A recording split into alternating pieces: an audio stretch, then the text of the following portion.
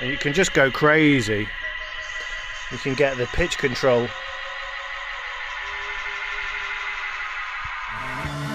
It is believing. It is believing.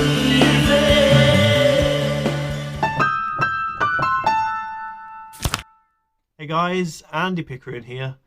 So today's video is going to be showcasing my analog mixing techniques, and this all came about because I'm working with a client called Peter Hall, aka the Active Psychos, and just for fun he decided that he wanted to cover a Beatles song, which came about because Joe Montague from All You Need Is Drums, who we both work with, has drum stems, Beatles drum stems, on his website for free, and he recreates all the Beatles songs exactly, hit for hit, all the Ringo parts, and you can download them for free.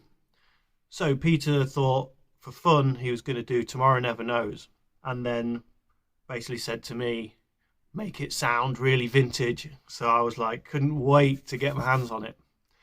So I'm just going to go through in this video step by step really how I would go about doing that using the analog techniques. Obviously the tracks come through digital, and then I send it through the analog outboard, use some tape delay effects, and then eventually mix to tape at the end.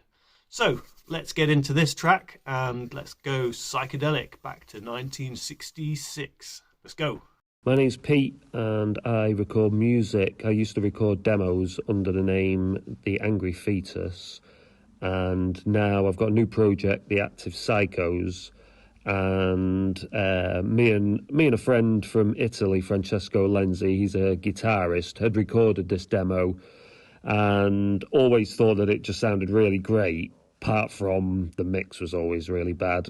And I just was never good at it. So since I've started the Active Psychos, I've been getting Andy to use the analog gear to send my digital files through and create a better, more authentic psych sound. So we had an authentic drum track that was recorded by Joe Montague, and we downloaded that from his website, All You Need Is Drums. And then Lenzi did a rhythm guitar and bass, and then this really cool reverse guitar that mimicked the tape loops from Tomorrow Never Knows. And then I just added a MIDI glockenspiel, and then did my vocals using an SM57 straight into an interface and into GarageBand. All I ever really do with the recordings is automate and pan the tracks, maybe add a little EQ and compression if I think I need to sort of direct it in a certain way. And then I just send the stems over to Andy, and I just give him a bit of instruction, not too much. In this case, I just wanted it psych sounding, so psychedelic. Right, so as you can see, I've downloaded the multi-tracks here. There's 8 in total, and then as you can see here, I've dragged them into a fresh session. There's no plugins on this, nothing, everything's going to just be running as it is. So we've got, starting with the drum download, and we've got a lead vocal, a glockenspiel, 2 backing vocals, a reverse guitar, a rhythm guitar, and a bass.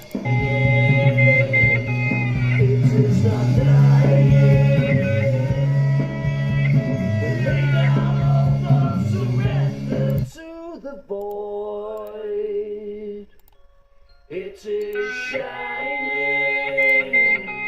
it is shining.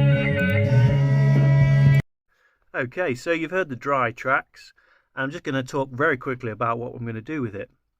So to start with, I'm going to mute the lead vocal and mute the bass, and take the music, or a mix of the music, in mono. I'm going to push the drums down, but keep the backing vocals in there, and that's all going to go through 100% wet reverb, and it will be blended in with that.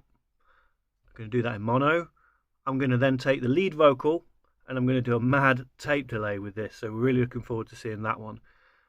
And then I basically will mix it through this mixing desk onto reel-to-reel tape, and that's going to be it.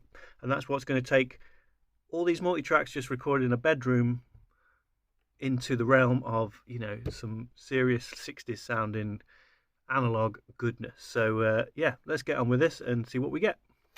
Okay, so the first effects that are going to get recorded on this is all the music minus the vocals and minus the bass.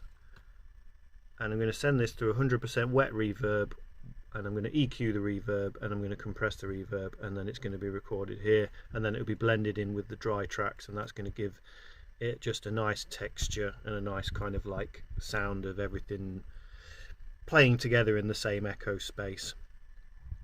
So how I've done that is, yeah, I've soloed all this stuff. I've sent it out of a separate output on my interface here. Down here then everything is sent to my patch bay, and we've got EQ, take off the low end, reverb and compression. Okay, so I hit record and we're just getting it,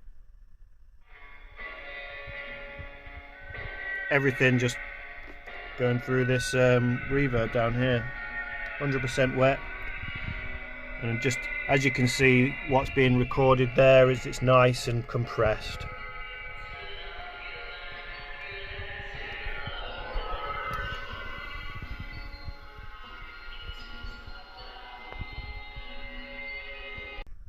Okay, so the lead vocal right here is being sent out of my interface here.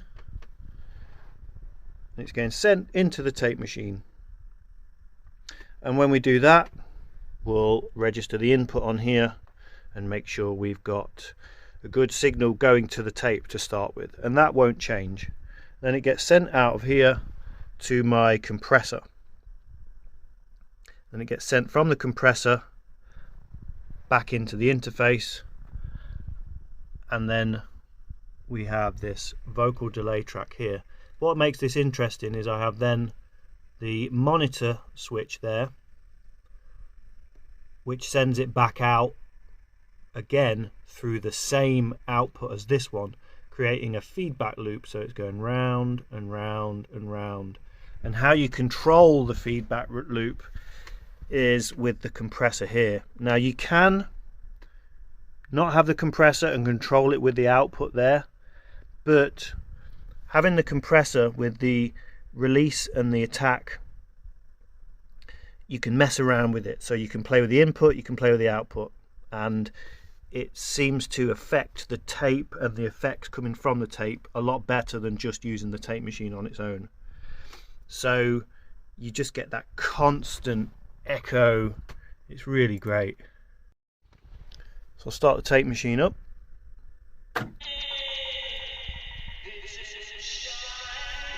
So you can hear this in the video. I just have this set up here, which isn't the best sounding speaker for this, but you'll see how I control it.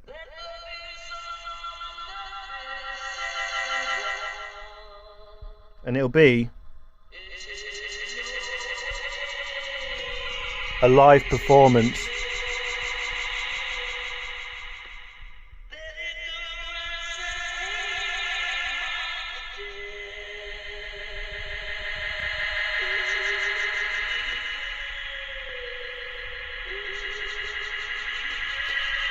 And you can just go crazy. You can get the pitch control.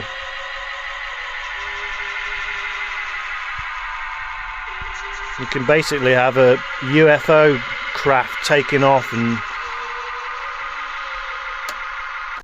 so as an overview, looking at this desk, we've basically got 5 channels running the entire mix. And the reason I'm not using these 3 is because 5 is the maximum mono outputs I have from my interface. It should be 6 technically, but I blew one of them a while ago by accidentally wiring something up wrong. As I start the track off on channel 1, drums and bass, mono straight down the middle. 2. Got a dry vocal. And I've patched in a spring reverb just to take the dry edge off. Then on 3 here, which I've got panned off slightly, I've got the super psychedelic effect.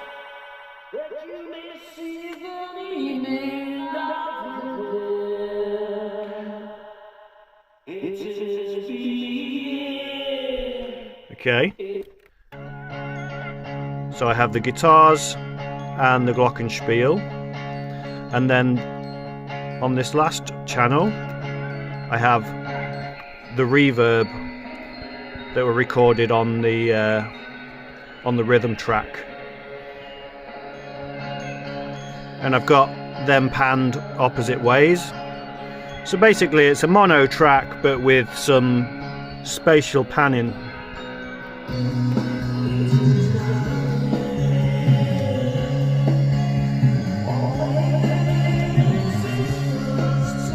And then that's being sent from the desk over to here, where it's going to hit the tape. We decided to pitch control up using this button here, or this knob, and I've notched it up maybe a semitone just to have that extra 60s glue to it. So without further ado, enjoy.